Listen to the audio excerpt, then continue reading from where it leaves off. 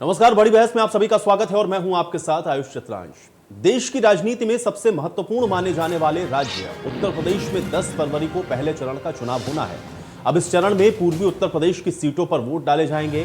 पहले चरण का प्रचार आज आखिरी दिन है और अब से कुछ घंटे के बाद ही ये चुनाव प्रचार का शोर भी थमेगा। लेकिन पहले चरण के मतदान के लिए जो प्रचार का शोर थमेगा, शाम 6 बजे से पहले कई चरण की जनसभाएं आपको देखने को मिली। अब उम्मीदवार केवल डोर टू डोर कैंपेन कर पाएंगे। चुनाव को ध्यान में रखते हुए राजनीतिक दलों ने अपनी पूरी ताकत पूर्वी उत्तर प्रदेश के पश्चिमी उत्तर प्रदेश के मतदाताओं को लुभाने में झोंक दी। अब इसी क्रम में कांग्रेस के राष्ट्रीय महासचिव प्रियंका गांधी धार्मिक नगरी मथुरा पहुंची हैं, जहां पर प्रियंका गांधी ने हिंदू मान्यताओं में पवित्र मानी जाने वाली यमुना नदी की विधि विधान के साथ पूजा की है। बीजेपी और समाजवादी पार्टी ने अपना अपना संकल्प पत्र भी आज जारी किया है। तो कुल मिलाकर के जो पूरा ध्यान है वो समय पश्चिमी उत्तर प्रदेश के अंदर है और पश्चिमी उत्तर प्रदेश में पहले चरण के अंदर 58 सीटें हैं, जहां पर आज जो चुनाव प्रचार का शोर है वो थमेगा। डोर टू डोर कैंपेनिंग जरूर कर सकते हैं, लेकिन किसी भी तरह के वर्चुअल रैली या जनसभा की इजाजत नहीं होगी। आज संकल्प पत्र भारतीय जनता पार्टी की तरफ से और इसी तरह से समाजवादी पार्टी की तरफ से भी जो संकल्प पत्र है उसको जारी कर दिया गया है। लेकिन अब जनता के बीच में जाने की जो लगातार आप देख रहे हैं कि कोशिश हो रही थी, उस पर विराम लगेगा। क्योंकि डोर टू डोर कैंपेनिंग में अपने साथ 4 लोगों को आप ले जा सकते हैं, उससे ज्यादा की इजाजत अभी है नहीं। और ऐसे में उत्तर प्रदेश के अंदर पहले चरण के वोटिंग से पहले का जो चुनाव शोर है वो थमेगा। लेकिन इन सब के बीच में जो तमाम वायदे आपने सुने हैं या जो तमाम मुद्दे जिनकी चर्चा लगातार पश्चिम उत्तर प्रदेश के अंदर होती रही है, अब उसका असर कितना होगा और इस बार पश्चिम उत्तर प्रदेश के अंदर जनता ने क्या मन बनाया है, ये देखना बहुत महत्वपूर्ण रहेगा।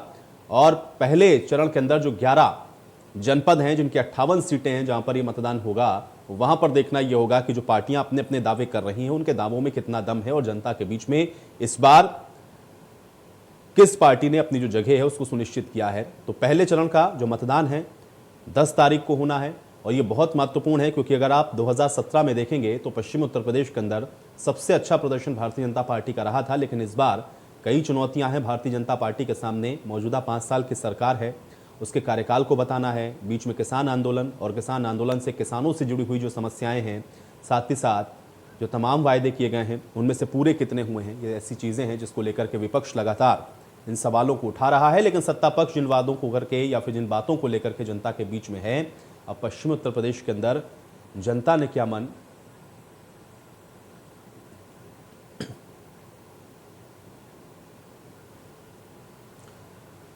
तो चलिए सीधा रुक कर लेते हैं। मोहित हमारे साथ, हमारे सहयोगी अलीगढ़ से जुड़ रहे हैं। मोहित, इस समय हम लोग देख रहे हैं चूंकि 6 बजे चुनाव प्रचार का जो शोर है वो थमने वाला है, लेकिन अलीगढ़ के अंदर इस बार का मिजाज क्या कुछ कह रहा है? कौन से ऐसे मुद्दे हैं जो वहां पर इस समय सबसे ज्यादा छाए रहे? अलीगढ़ के अंदर जितनी भी कॉन्स्टिट्यूएंसी है उनका क्या इस समय का रिपोर्ट कह रही है या वहां का क्या हाल है? अपडेट करें। देखिए, बिल्कुल मैं आपको बता दूं कि 6 बजे के बाद चुनाव प्रचार का पहले चरण, अलीगढ़ में पहले चरण में चुनाव होना है और 6 बजे के बाद चुनाव प्रचार बंद हो जाएगा।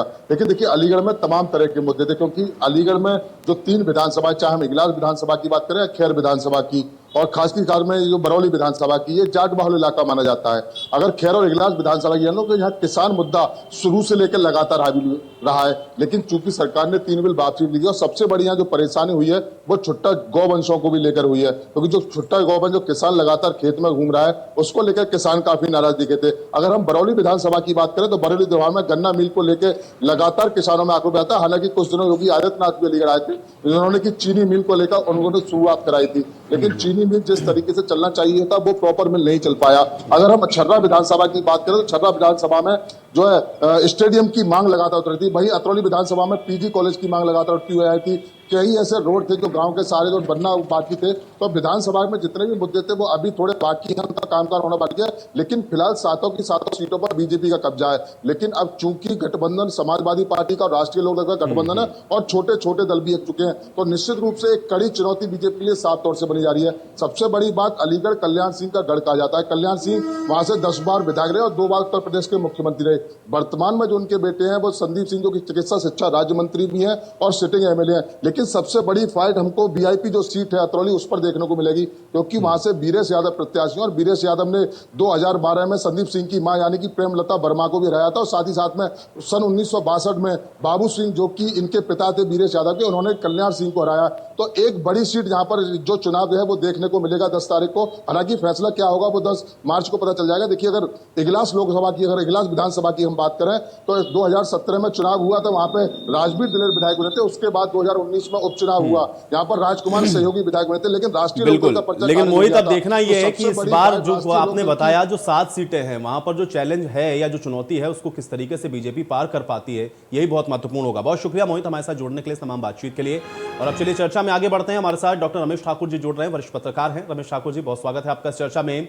डॉक्टर रमेश ठाकुर जी, आपसे मेरा बिल्कुल सीधा सवाल यही है, क्योंकि अब हम लोग देख रहे हैं 6 बजे तो चुनाव प्रचार का जो शोर है वो थम जाएगा, लेकिन वेस्टर्न यूपी के अंदर इस बार दोनों ही तरफ से, चाहे पक्ष हो या विपक्ष, जिन मुद्दों को हम लोगों ने देखा वहां पर उठते हुए, आपको क्या लग रहा है कि इस बार पश्चिमी उत्तर प्रदेश के अंदर का जो माहौल है वो किस ओर इशारा कर रहा है? देखिए, मुद्दों की जहां तक बात है, मुद्दे तो देखो कोई है ही नहीं। जो बुनियादी मुद्दे होने चाहिए, स्थानीय मुद्दे होने चाहिए, जमीन के मुद्दे होने चाहिए, मुझे लग रहा उसमें महरूमियत इस बार देखने को मिल रही है।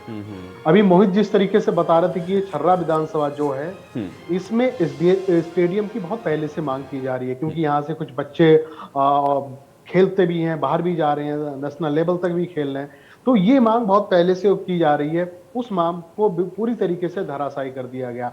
एक सबसे बड़ी मांग जो थी, जो 14 दिनों में प्रधानमंत्री मोदी जी ने भी कहा था कि हम सारा गन्ना का जितना पुराना भुगतान है वो हम पूरा कर देंगे। ये ऐसे मुद्दे हैं जिसपे मुझे लग रहा भारतीय जनता पार्टी और सिटिंग गवर्नमेंट ने बिल्कुल भी उस पर टच नहीं करा है। अब सबसे पहले हमें थोड़ा गणित समझना पड़ेगा 2017 का और 2022 का।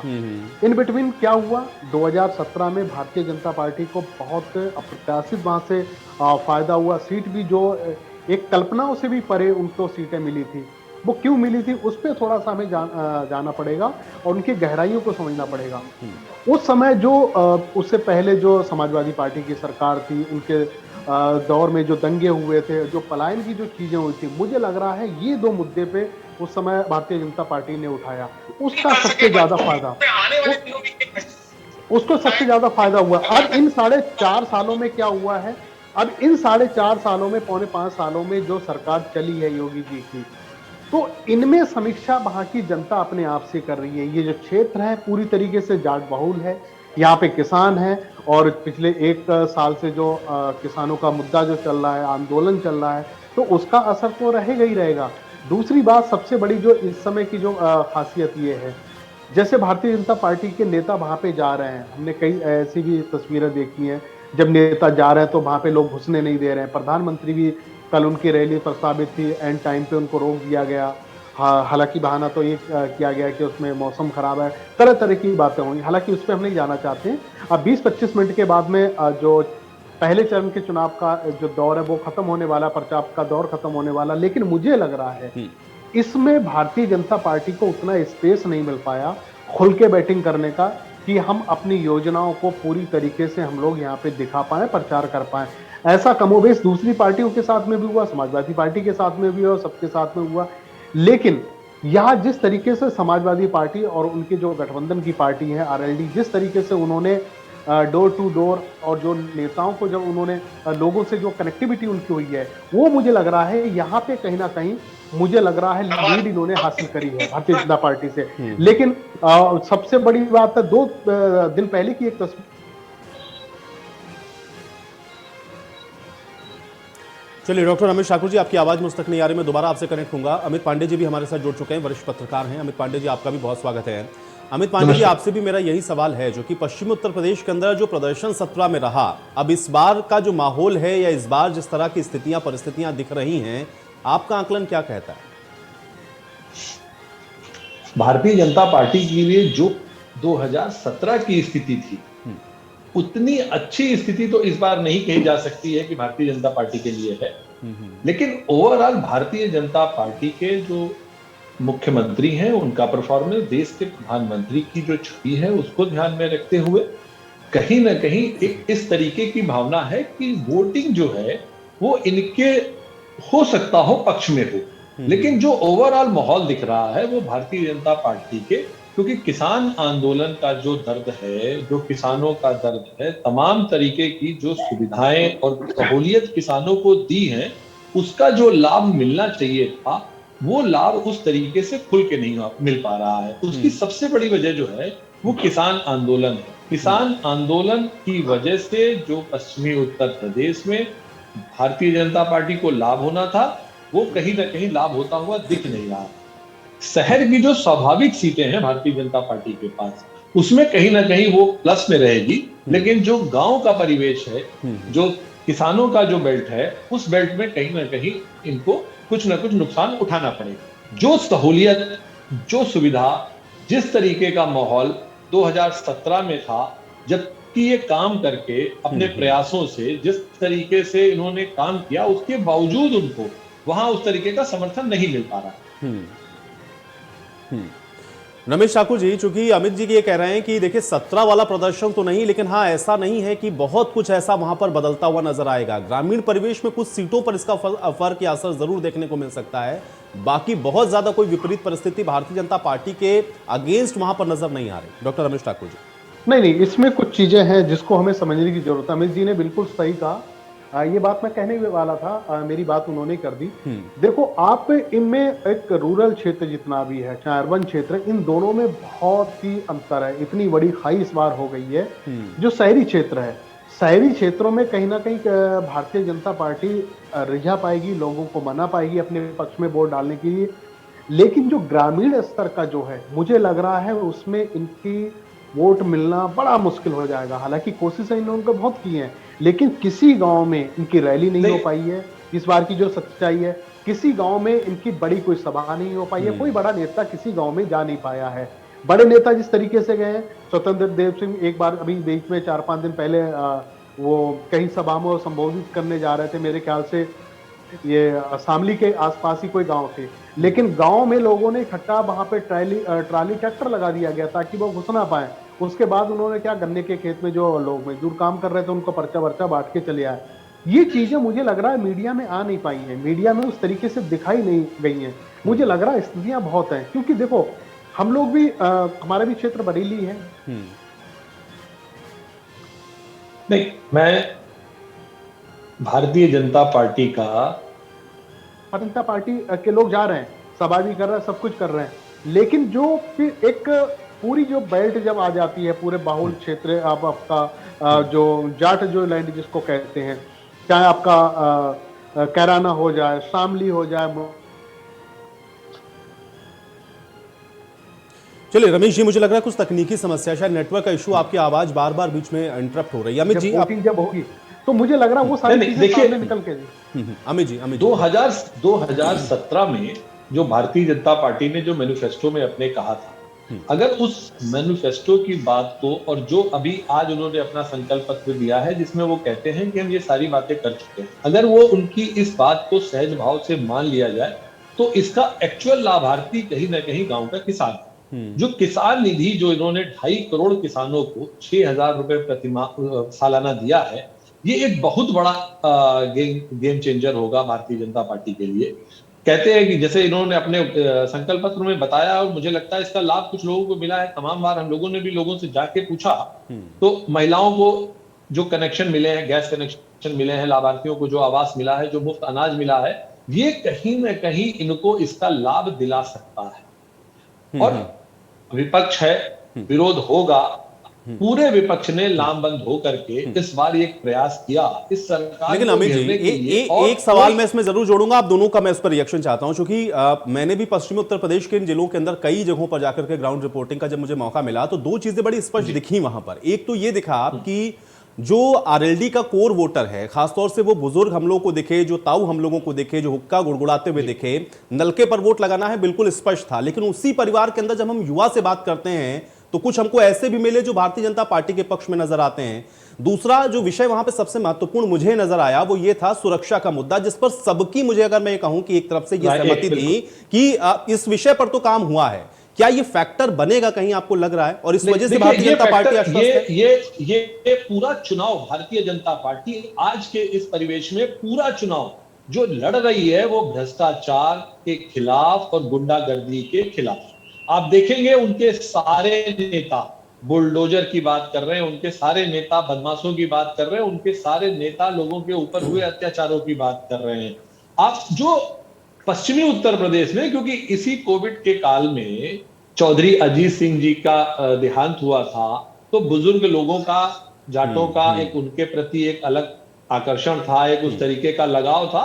तो ये एक बात हो सकती है कि लोग उनके उसमें आकर के कुछ वोट करेंगे। डॉक्टर रमेश ठाकुर जी, आपसे भी मैं यही जानना चाह रहा हूं, क्या ये देखने को मिलेगा? और ये शायद मुझे लग रहा है कि ये ऑब्जर्वेशन इसलिए भी है कि पहली बार ऐसा दिख रहा है कि एक ही परिवार के अंदर दो तरह की बातें सुनी है मैंने।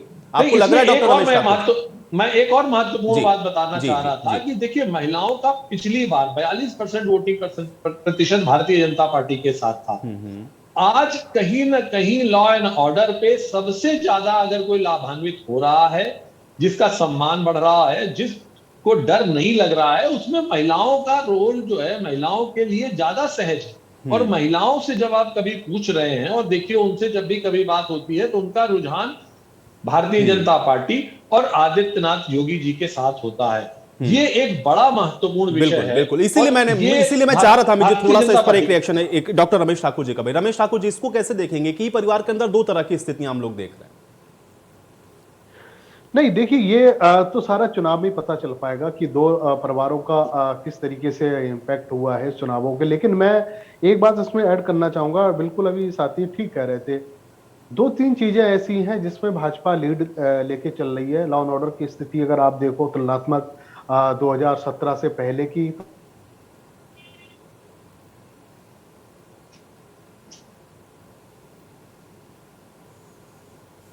लेडीज कर्मी उनको भर्ती की गई है, एक अलग से उनका विंग बनाया गया है। तो ये सारी चीजें हैं। बुलडोजर की वो लोग बात करते हैं, बुलडोजर की बात असली भी करेंगे, जिस तरीके से बड़े माफियाओं को उन्होंने जेल में डाला है और कानून के शिकंजे में उन्होंने एक कैद करा है। तो ये चीजें पॉसिबल थी नहीं, ये भारतीय जनता पार्टी की हुकूमत में ही हो पाई हैं।